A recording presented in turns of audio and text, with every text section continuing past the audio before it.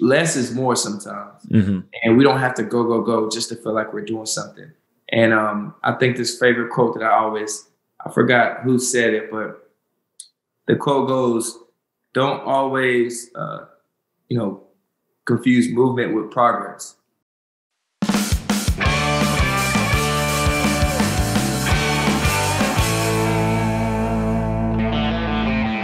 What's going on, guys? This is Chris Weidman. I appreciate you guys checking out my channel and the latest episode of my podcast, Won't Back Down. I have a great show planned for today, but before we begin, I want to tell you about my show's presenting sponsor, BioXcellerator. BioXcellerator is the world leader in stem cell therapy and regenerative medical research. Through the use of their powerful golden stem cells, they help patients heal from joint and orthopedic injuries, autoimmune disorders, spine and disc damage, and neurological trauma. I went down to Medellin, Colombia, and I got my stem cells, and honestly, I feel great. My leg is improving every single day, and it takes about 6 months to get full effect from the stem cells, and I'm really excited to see what happens in the future. Thanks again to BioXcellerator for helping sponsor this show and create my show, Won't Back Down, which is also available on Spotify or wherever you get your podcasts. Doug, I really appreciate you coming on the show. Our mutual friend, Jed from Velocity, one of the best strength coaches I've ever had, put us in touch, and I really appreciated it. He told me that you're a big advocate for mental health, which I think is always something that needs to be discussed and spoke about. So I'm excited to do that. But before we begin, if you don't mind, just kind of telling me a little bit about yourself, your background, and yeah. Yeah, so I appreciate the opportunity, and Jed is a great trainer. Been training with him for a long time, so I'm glad he made the connection. But he's amazing. But it sucks when you're in there with him because he does not feel bad for you at all. He tries to kill you. He doesn't feel bad, and he doesn't even really speak much during the workout. A lot of guys won't know him unless you really get to gel with them outside of the workout, because during the workout he's all business. I agree. Yeah, but my name is Doug Middleton. I'm from Winston-Salem, North Carolina. I moved to Charlotte when I got into the NFL. I attended Appalachian State, got my undergraduate in political science, and then went back and got my master's in public administration. I've been playing in the NFL. This is going on my 7th season. I played 2016, 17, 18 with the New York Jets, and then 19 and 20 with the Dolphins and Jaguars. And then this past season finished up, with the San Francisco 49ers. And I got into mental health advocacy after losing my best friend to suicide in 2017. And since then, I've been, a huge mental health advocate, just trying to promote it, trying to get people to learn more about it, and also learn more about, suicide and the ways to prevent it. That's awesome. Well, not awesome that you're one of your best friends committed suicide. I'm sorry about that, but just awesome that you're advocating for something so strongly, especially as an athlete who is very focused and in the NFL. And, I know the grind of, just trying to better yourself every single day, physically and mentally and spiritually for you to also have the mental fortitude to focus on something else like mental health. And I know you started a foundation. Yeah. That is really awesome, man. Yeah, it's been a journey for sure. I've just been trying to use his death as a positive and bring some light to it. Yeah. Before we get into the mental health side, tell me what it was like going from App State, which is kind of a smaller, I feel like, D1 school, and then finding yourself into the NFL. Yeah. So me even landing at App State was a dream come true. I always tell people, like, I wanted to, play SEC ball just like every other kid, that's growing up. And, I wanted to play for South Carolina. That was my dream school. And I realized that, when I went to a camp that South Carolina wasn't going to offer me, I just remember sitting in the car crying with my mom, like, just really sad, because that was a dream that I had for so long, to be able to play football at the highest level, at the college level. And it didn't happen. So I thought about what was next. What's the next thing, the next best thing? If I wasn't going to be able to play SEC or ACC ball, what was next? And it happened to be a school called Appalachian State. I looked on the map. I found it. They were putting guys in the NFL. They were winning a lot of games. They were winning championships. So I said, hey, let me reach out to this school. I reached out to the recruiting coordinator, Scott Sloan, and sent them my tape. And even then, they weren't really open as receptive, to having me, be part of the class just yet. I was one of the last scholarship offers, with signing day, and they offered me 2 days before signing day. And even then, my parents weren't really cool with it because they felt like I could have went to some other schools that, had recruited me a little bit harder. I had Old Dominion, Elon. But I just knew that Appalachian State was a school for me. And going to Appalachian State was the best thing that ever happened to me, even though, it was a smaller school compared to, the other bigger schools, SEC and ACC. I think it prepared me most for life and also for the NFL. Just being around the guys in the locker room and the standard that we had, the standard was so high. And that's how we were able to win so many games, is just being able to have that high standard. And, getting into the NFL, coming from Appalachian State, I didn't really have the best senior season. I had the best junior season, but my senior season wasn't my best. And so I went undrafted, and, you go from being, kind of the big duck in a pond to just somebody that not many people care about. And you got to really earn every opportunity that you get. I can just remember OTAs trying to, really scratch and claw for every opportunity. A first round pick would mess up 5-6 times, but it's okay for that. But as soon as an undrafted guy like myself messed up one time, my reps were cut in half, and the opportunity I had was I lost all options. And that sucks. It was tough. Yeah, it was tough. I tell people all the time, I have a lot of respect for undrafted guys, late round guys, because you really got to do more with less. You have less opportunities. You have, less time to learn. And you got to learn fast, and you got to learn the system fast, and you got to really maximize your opportunities. So, like I always say, I got a lot of respect for those guys, and I really just worked hard and seized my opportunity, and I was able to stick on with the Jets for a few years and just learn my role and be able to contribute. Did you do like the combine and stuff? Yeah, no. So the crazy thing is, like I said, my junior year was great. But my senior year, I didn't have any interceptions. My junior year, I had like 4 interceptions. I remember going down to Bomarito. Have you ever been down to Pete Bomarito down in Florida? No, I've heard of him. Yeah, but I trained down there. And after training for a couple of weeks, I'm down there with a bunch of the guys that, going to the combine, Georgia guys, Ohio State guys that, guys are really highly recruited. And I remember calling the combine because I didn't get my combine invite. And I'm like, all the other guys I'm training with has this invite. So I'm like, where's my invite? And, I call the combine and they say, yeah, we don't even have you on the backup list. So wow. Like, maybe you want to show up to like one of the regional combines. And like, I just remember like sitting there like heartbroken. I'm like, a regional combine? Like, nah, I'm trying to get drafted. Y'all didn't have me on the backup list for the combine. Yeah. So I was like, really like the third option available, like not even one of the options available. Somebody got hurt, they would, be able to invite another guy to the combine. Yeah. But I wasn't even one of those guys. So the only good opportunity I had was the All-Star game I was playing in, which was the NFLPA Bowl out in LA, and then my pro day.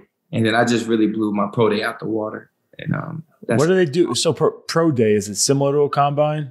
It's the same thing. It's just at your school. So it's the same exact format as the combine. A lot of guys nowadays don't even really test at the combine anymore. They just rather do it at their pro day just because, it's an environment that they're more comfortable with compared to going up to Indianapolis where you don't really know too much or you don't even really know the atmosphere that well. So, a lot of the guys are moving towards that now. So I was able to have that luxury in training and being able to show my skills at a place that I was very comfortable with. What's your thoughts on like pro day combine as far as actually measuring the true skill and potential of a guy in the NFL? Well, you got to understand. So it's a lot of people that can play ball, but won't never even have the opportunity to play in the NFL because it's all about checking boxes. Like if you don't meet a certain size and speed requirement, they're not even going to give you a second look. So what they're trying to do with these pro day and combines is really gauge your athleticism and really see, they always try to make comparisons. They always try to see how your speed will match up because, a small school guy like me, I could be dominating on film and on tape. but I could be going against lesser competition. And they're not able to really understand how it would match up against a bigger competition unless they knew, my speed and my change of direction and how strong I was. I could be dominating all the, Davidson guys, but if I played against Alabama and I never really had the chance to play against Alabama, they would have to be able to tell which, how athletic was I. And that's the purpose of a pro day in combine. What I feel bad for is the guys who they end up going to a small school, they end up blossoming, but it's still not enough to get real looks to go to that main combine. But they happen to not be good test takers. They're not good in combine situations, but on the field, they're gamers. And I feel like if you crushed it at a school like Alabama, you're good. Like you could kind of not do that great in the combine, and you're still going to get the good looks. But if you weren't at a school like Alabama and you aren't good at the combine, you're pretty much done. Chris, man, you hit it right on the head. Like I had this conversation with Jed all the time about how there's guys that will just never have the opportunity. And if I had like a Florida State at the front of my name, who knows? I probably would have been a 3rd round pick, but that's not the way it works sometimes. And a lot of these guys that are so athletic, that can really play ball, I feel bad for them because the game is full of so many politics, and it works that way. That whatever round you were in, if you're a 1st round pick, that 1st round pick grade is going to follow you for the rest of your career.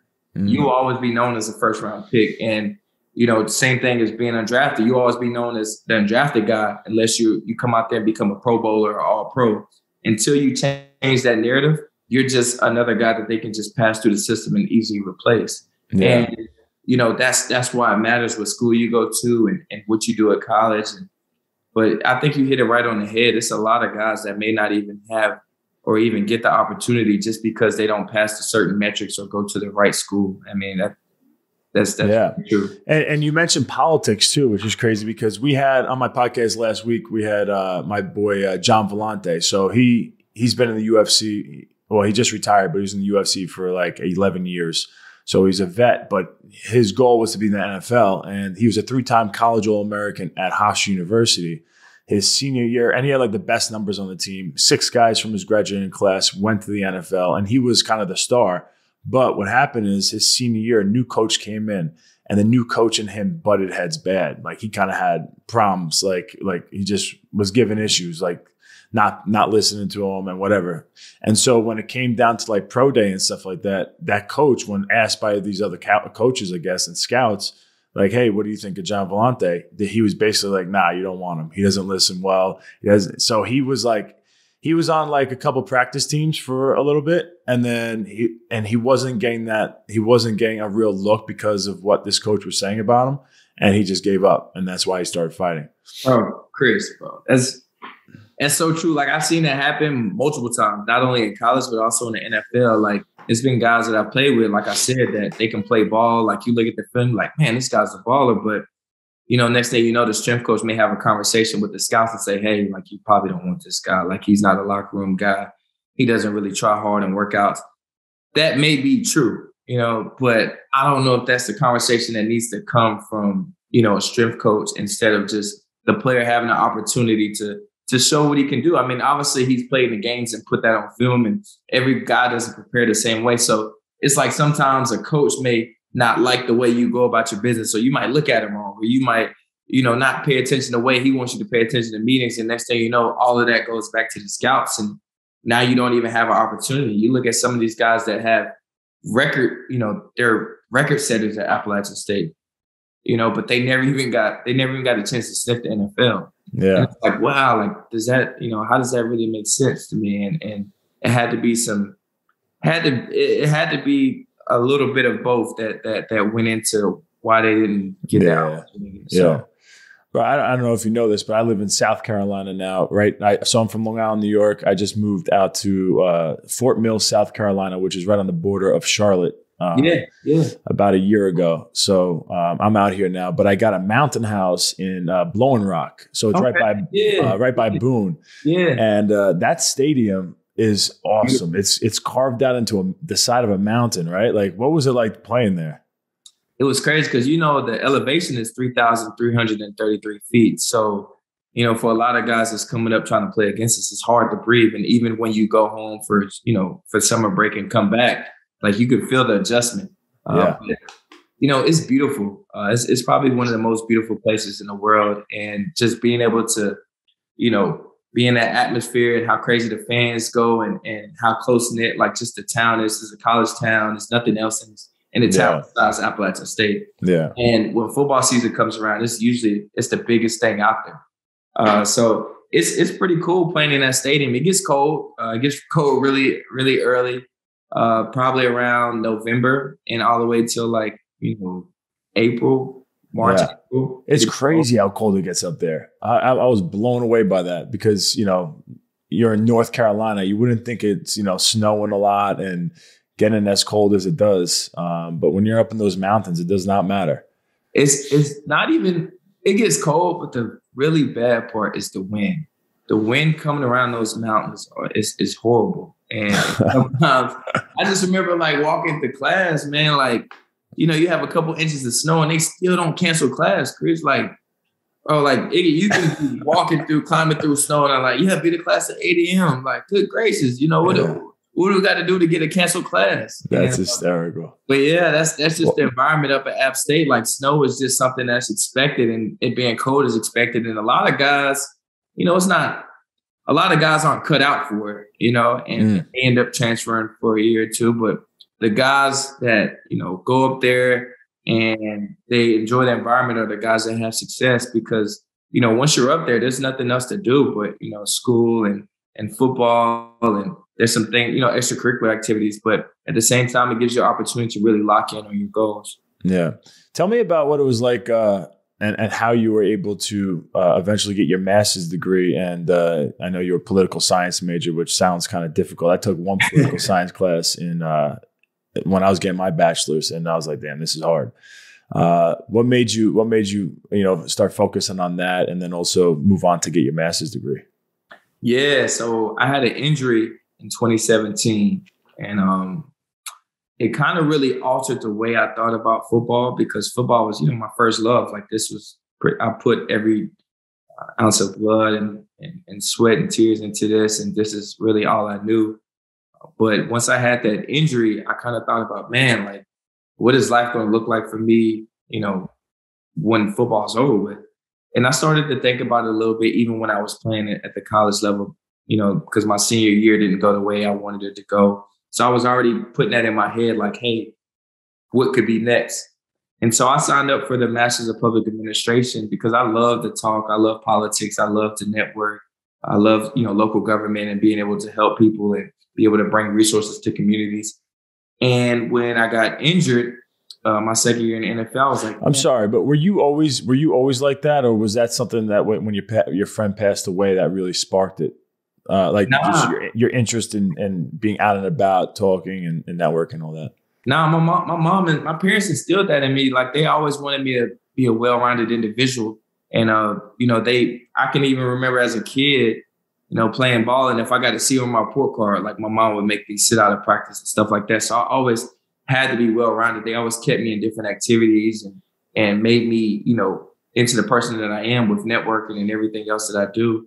But I really started to step into that purpose and role, like you said, after my best friend died is when I really started to realize that, hey, there could be something else out there for me, other opportunities. So once he died, and then I had the injury, it was just really a culmination of really tough times during those 2 months because, I had his funeral. I showed up to camp that same day of his funeral.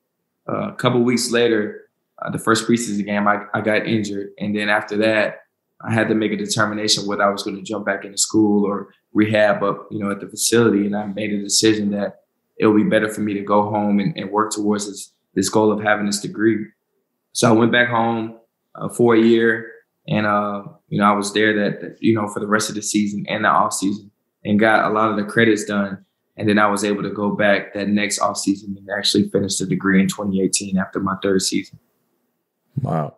What can you tell me a little bit about what happened with your friend and what ultimately got him to eventually make the decision to commit suicide? Yeah.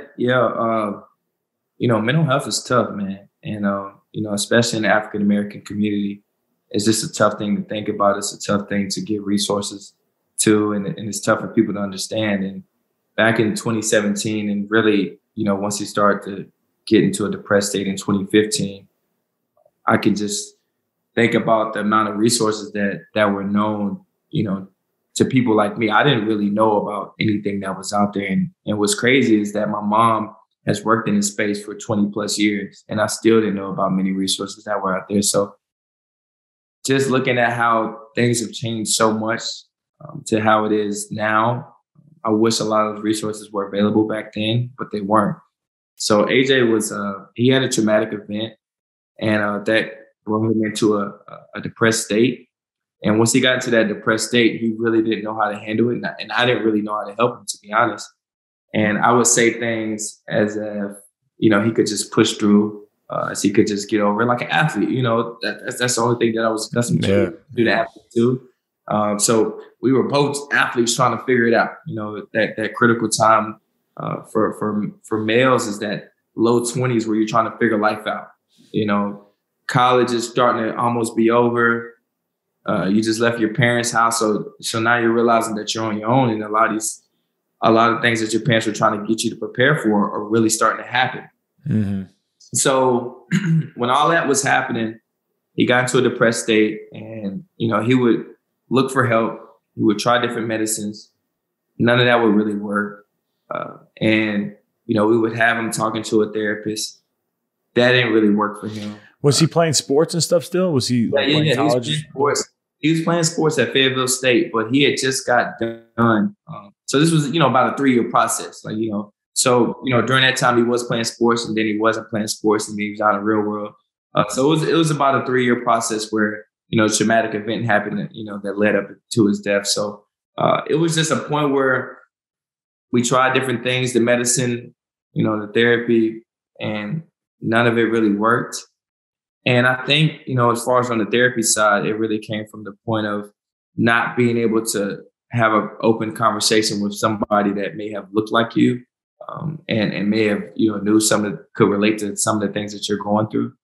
And what I mean by that is we didn't really have as much access to African-American counselors or therapists or psychologists, at that point in time. And there's different issues that happen in our life that may be different than, different issues that happen in your life. Yeah. And, they could be separated by the sports we play. They could be separated by our demographics. They could be separated by socioeconomic classes. There's just a lot of different issues that face different people. And I think we never could find the right culmination of resources for him. And that led him to a point where he didn't feel that he could live,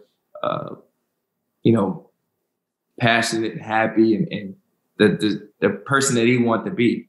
And I could just see depression started to deteriorate, his mind and also, his body. He didn't want to leave the house anymore. He didn't want to work out. It was a lot of things that were happening because he was such in a depressed state, and it was just really eating him up. And I think we both got to the point where it was like, man, we don't know what's next. I don't know what else is out there. I was going back and forth in conversations with his mom and my mom, and they were trying to figure out different things. And it just got to the point where he called me right before I was down in Bommarito training, getting ready for my second season. And he gave me a call, and he was like, man, how you doing? I was like, I'm good. I just remember getting in the elevator. I was like, I'm good, just working out and stuff. And he was like, man, how's workouts going? I was like, they're going good. I was like, how you doing? So I'm doing a lot better. I'm good. And then he was like, man, I was just calling to check on you, make sure, everything's good, and, everything's straight. And then the next morning, my dad called my wife and my girlfriend at the time and told her that AJ had just killed himself and that, he had passed. And so we drove all the way back that night, back up from Miami to Winston-Salem. And I spoke at his funeral. And even when I spoke about mental health, to the church congregation, it was full of African-American people. And, the pastor got up as soon as I got done speaking and pretty much denounced everything I said, and that we really needed to just pray and bring our burdens to the Lord. And that was where a lot of my work started, because I realized the stigma that was surrounding mental health in the African-American community. It was, I could remember different things like when I was growing up, hey, like, just leave him alone. He's a little crazy, or he's the odd one out the bunch. Like, but nobody really discussed what was exactly wrong with that strange cousin. That was always removed from a lot of the family obligations. But even then, like, mental health doesn't look strange like that all the time. It could look like me just having a regular conversation with you, or, somebody could be depressed. You may never know. Somebody could be dealing and having a tough day after losing a loved one.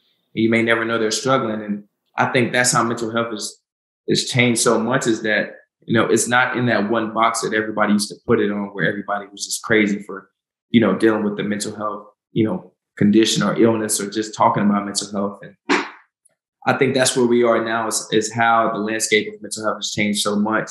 And I'm just happy to be a part of the conversation and be able to share AJ's story and share the fact that, hey, he didn't have the resources a couple of years ago, but look where we are now, 5 years down the road, and the resources and the opportunities to get help would have definitely helped my best friend 4 years ago. Tell me like what, after you gave that speech at his funeral, how the pastor came up and kind of denounced the stuff you were saying. How did he differ from you? Yeah. So I was like giving scriptures. I was like trying to, I'm really good at bringing God and mixing God and mental health together. Like I think that's something I'm most passionate about, is God and mental health.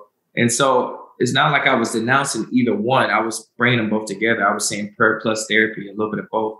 Gotcha. And he kind of just removed the conversation of just mental health, kind of excluded it, and just, focused more on, being able to have that conversation with God. And I get it. I think a lot of these pastors aren't prepared to have that conversation. But if if you're in church, you're starting to see a lot of these pastors beginning to want to have that conversation around mental health, because they know their congregation is struggling. Yeah.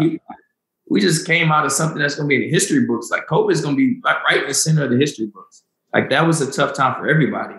And I think these pastors are starting to realize that, and they understand that they have to have that conversation and talk about it, and talk about how to help help people and be kind to people, and, get the resources and help that you need. Yeah.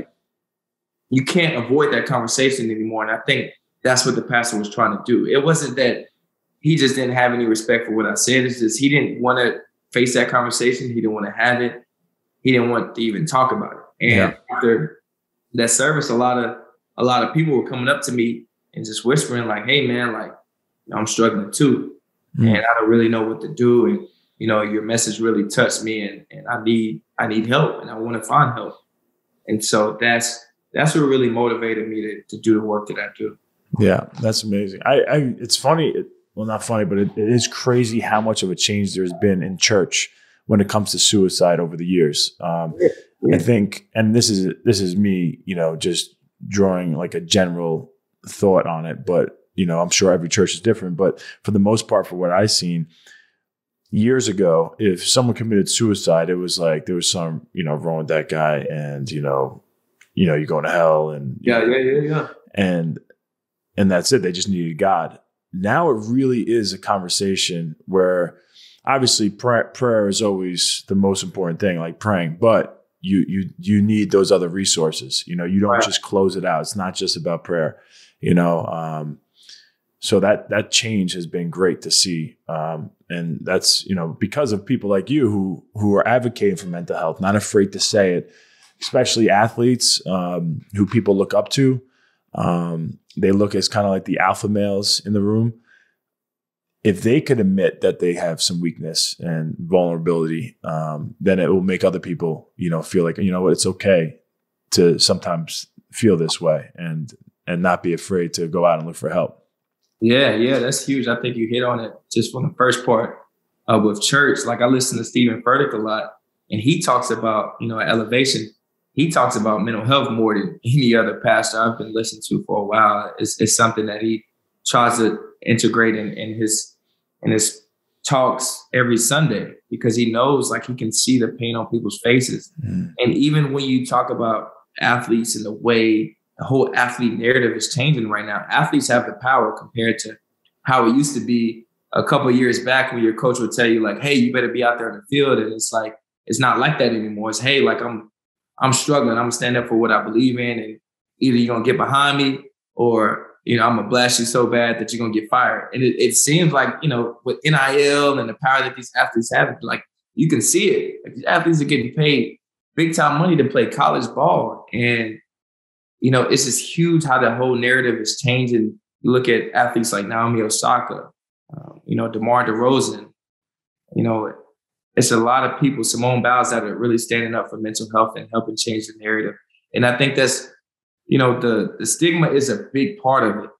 And that's something that continuously the conversation has to continue to go and continue to happen, because people need to hear it and people need to know that there are other people that, in high regards, that are dealing with the same things they are dealing with. And that's how you break down the stigma. That's how you eradicate the stigma. What's it like in the NFL locker rooms with mental health at this point? Are people more open to talking about it? Like if someone's kind of, dealing with some crap, or people you feel like more open about it and open to conversation on it? Yeah. It's way more different than when I first got in the league. When I first got in the league, it was something like you really didn't even really talk about. I even remember certain situations in the locker room, like dudes would try to tell me to go talk to somebody that was dealing with something. And it wasn't even really a lot of people in the building that could help. And over the last few years, they've made sure that they have clinicians on staff in the building to help us as athletes. But it's changed so much, and being able to have that conversation with your teammates and it being accepted compared to back in the past, that was something that you just really didn't discuss. And now that we have these full-time clinicians, I think what we still need to continue to change is our coaches' mindset. I think they still have some of that old school mindset. So when some of the guys are dealing with some mental health stuff, they make it to where they, they're so fearful, and like they it's hard for them to trust the guy and put the guy out there, because they're like, hey, like this guy's going to, make a mental error. Hey, this guy's going to give up a touchdown. This guy's not in a stable state mentally. And that's not the case. The guy's just dealing with things that may not even pertain to football or sports. And he may be dealing with something back home, and he may be dealing with something in his family, but they group it all into one. It's like, oh, this guy, he's not ready to play Sunday. Like, That's not the same thing as me dealing with, something mentally. And I think that's where the conversation needs to have the players on the same narrative as far as accepting and having that conversation with each other, and even the clinicians that's on staff. But I think these coaches are still behind in the way that they accept it and the way that they educate themselves, because that's where it starts at. Like if you're seeing a lot of these guys that open up and say different things and now they receive punishment for it and lose playing time for it, like that's a huge issue. And I think that's something that still needs to change. Yeah, I think from the coach's perspective, they just don't want to hear excuses. Yeah. I mean, they just want you to go out there and do your job. They don't want to hear anything about, reasons on why you're not getting the job done. Yeah. And I think because in the NFL, you're on such a big team, there's so many athletes and just a small amount of coaches, they don't have the time to sit and get to know these players the way they probably should and know kind of like what's going on in their life. Did they just get in a fight with their wife? Are they going through a divorce? Something happened with one of their kids. It's hard. In MMA, we are kind of lucky with that. Like it depends on what gym you're in. But for me, I've always had, coaches that like I'm connecting with on a daily basis. We talk before every practice and they kind of get to know what's going on in my life. And there's times I'll go in and we're about to get this crazy workout in. And after talking to me, he's like, yeah, let's just take this one off. And I'm like, you sure? I was like, you good? No, I'm ready. I could do this. He's like, no, listen, guy, let's chill out today. And I'm like, I love it. I'll listen. Yeah. But I feel like in the NFL, that's hard to get, someone to work with you like that. Chris, man, that's so true, man. Like, I think we have, like you said, we have a lot of guys. So sometimes, and let's go back to the conversation I was having before with the undrafted first round, type symbol like that. How much money you paying the guy? Say, for example, Aaron Rodgers came out and said he was struggling mentally, and he couldn't practice today. That's a way different conversation than me coming to my coach and saying, hey, bro. Yeah. 100%. You know what I'm saying? Thinking about, what do you mean you can't go? Like, well, you're going to go somewhere else then if that's the case. Yeah.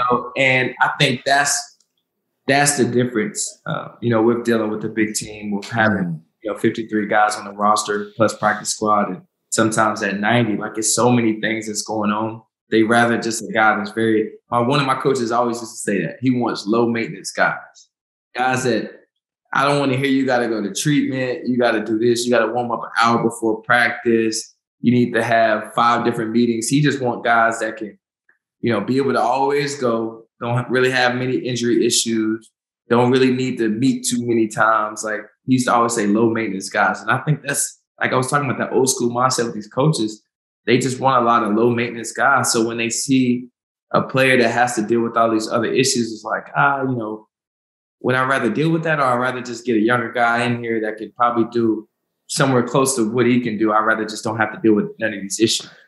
And I think that's where it is, Yeah. I think they're worried about getting taken advantage of. If I'm going to say there's probably people that would try to take advantage of that situation. If a coach was very soft and understanding of everybody's issues, I don't know what percentage of players would take advantage of that, and that would ruin it for people that are actually going through legit things and do need a little extra time and understanding of, why they can't perform, in a certain day.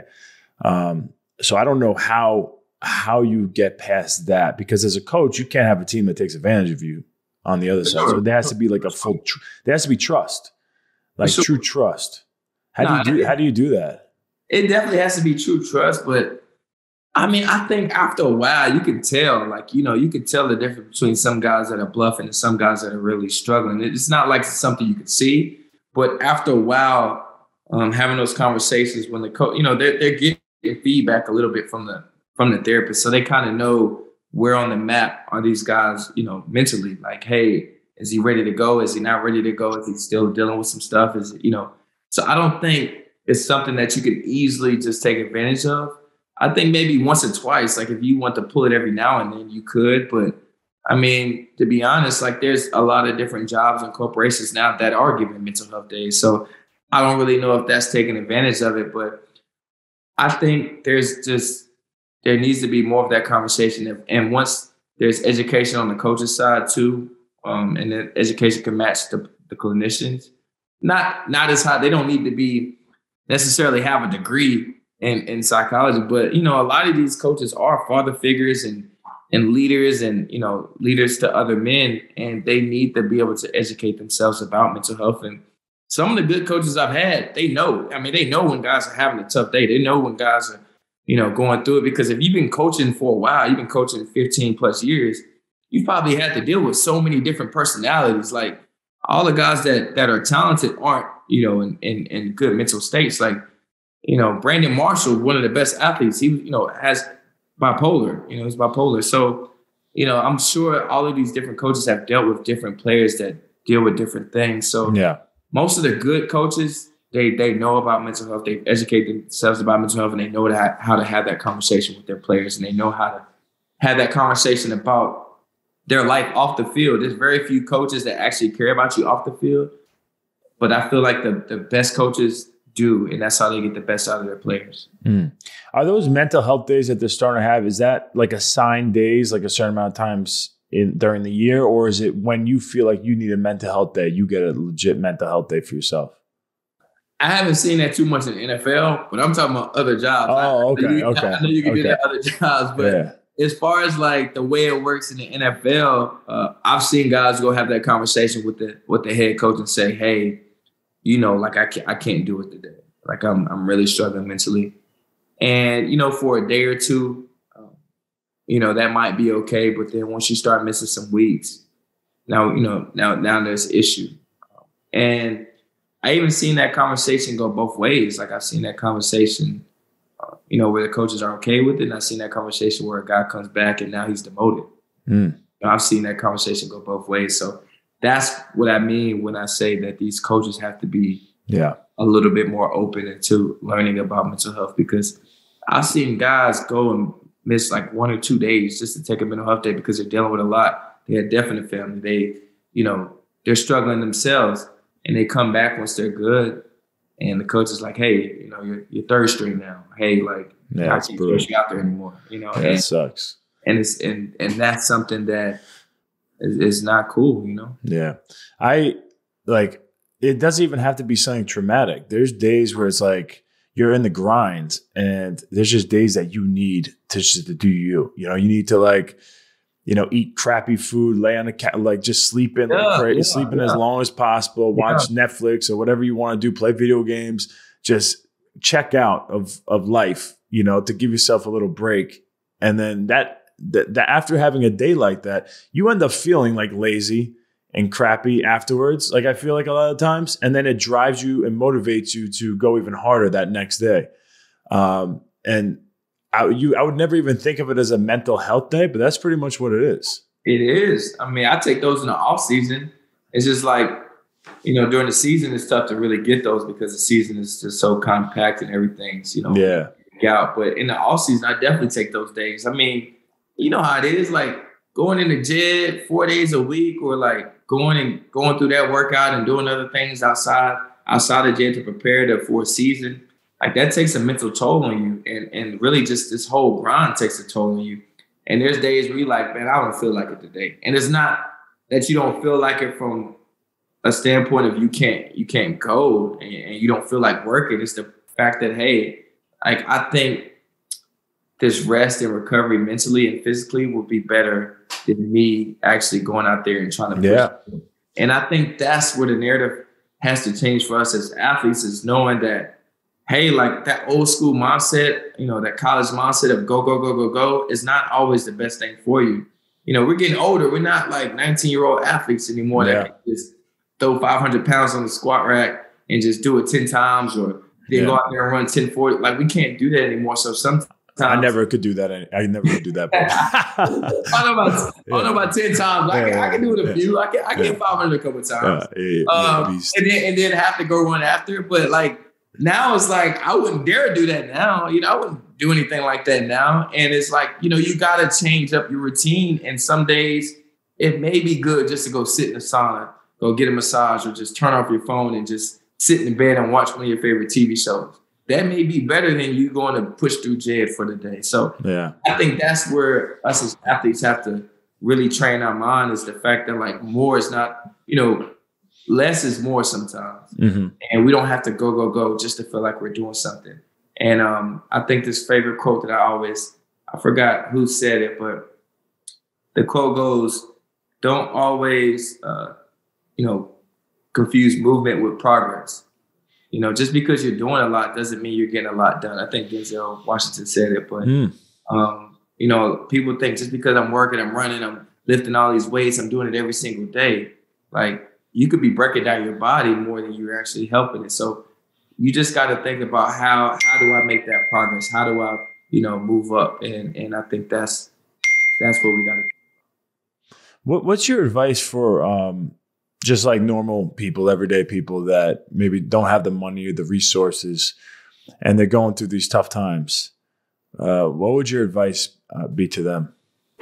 My advice to them would be find out what works for you. You know, there's a lot of cheaper resources out there. Like what works for you mentally is not going to be what works for me mentally. Like you could do therapy. Therapy may not work for me. Yoga may work for me. Me walking outside, me going on taking a walk, me going swimming. My brother likes to swim. That helps him mentally. Like there are so many different things that's out there for our self-care, and we will never know what works for us unless we try it. So the first thing I would encourage a lot of people to do is try different things. The second thing that I would encourage people to do is be open to having self-care and being proactive about your mental health. You don't just, as for physical health, you don't just go work out when all of a sudden you broke your leg. Like you go to the gym, you stay proactive on it. And that's the same thing, same way you have to treat your mental health. You have to be doing things proactively to help you instead of just being reactive. Like, I'm feeling down today, let me go do something. You know, I think those are things that you should integrate into your practice every single day. That way, you know, when you get into a tough day or a tough mental state, you can bounce back pretty fast. And the next thing I would say is, don't think that you have to do, you know, what your friends do. So all the things that, you know, you may do may not be best for me. And I want people to know that just because, you know, that what may work for a different person, you don't have to force that on yourself. like a lot of people are like, man, like I do therapy, you should do therapy. And I'm like, well, I don't really like therapy. Nah, but you should really do it. Like it's gonna work for you. Like if you don't like it, just try something else. And just really I guess the last thing I would recommend for people is to give yourself grace. There's a lot of tough days. Life is tough, life is hard. And the more grace you give yourself and others, the more you're kind to others, the more you realize that others may be dealing with, some tough times too. That's when, we really make some good progress. I feel like a lot of people get stuck comparing themselves to other people. They see people on social media. They're always in the grind. They're crushing it. They're doing all these amazing things, and they're at home and they're watching them like, oh my God, how does this person do that? And it kind of just brings people into a hole. For me, exercise is something I'd always recommend for people, because I think after exercise, you feel accomplished and you feel better. All the hormones that get secreted when you work out is super beneficial. I like morning routines, waking up and getting the day started right. Yeah. Journaling, music, reading the Bible, a to-do list.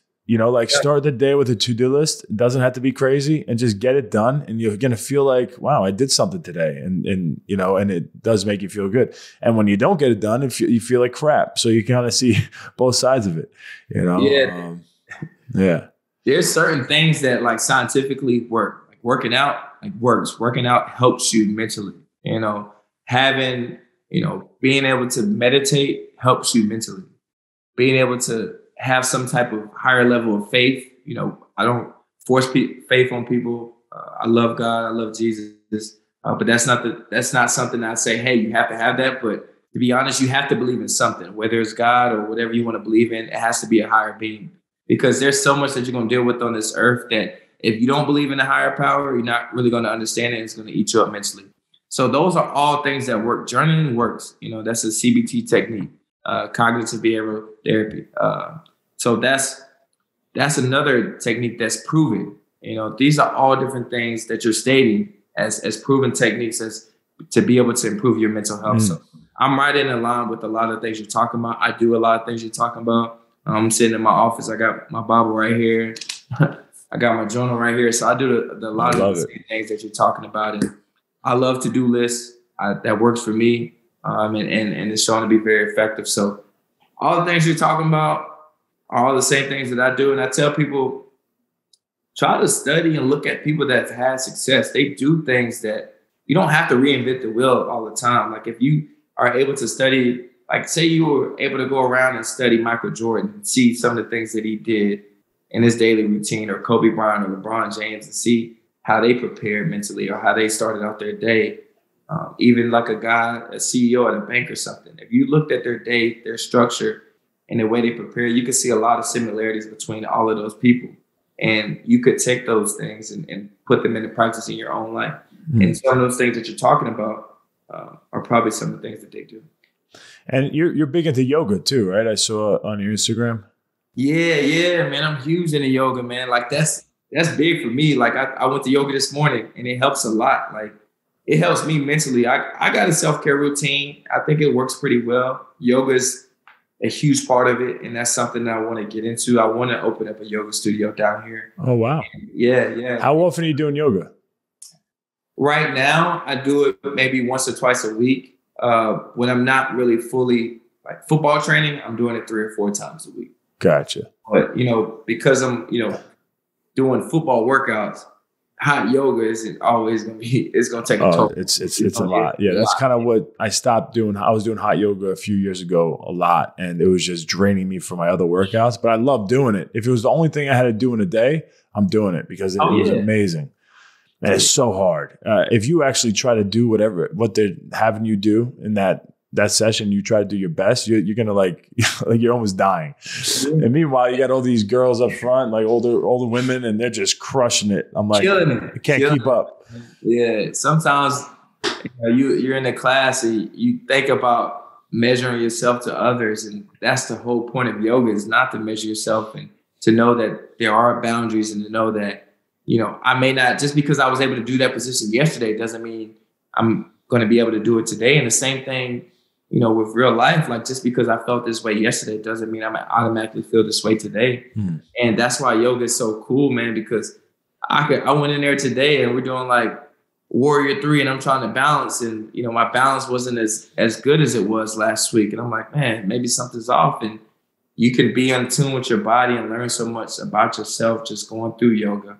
And like I said, no day's the same. But I really do have a lot of appreciation for yoga, have a lot of appreciation for the girls that are in the front that motivate me, and the fact that they can do way more positions than I can. But, it's all about being able to dominate our own space and being able to be better than we were yesterday.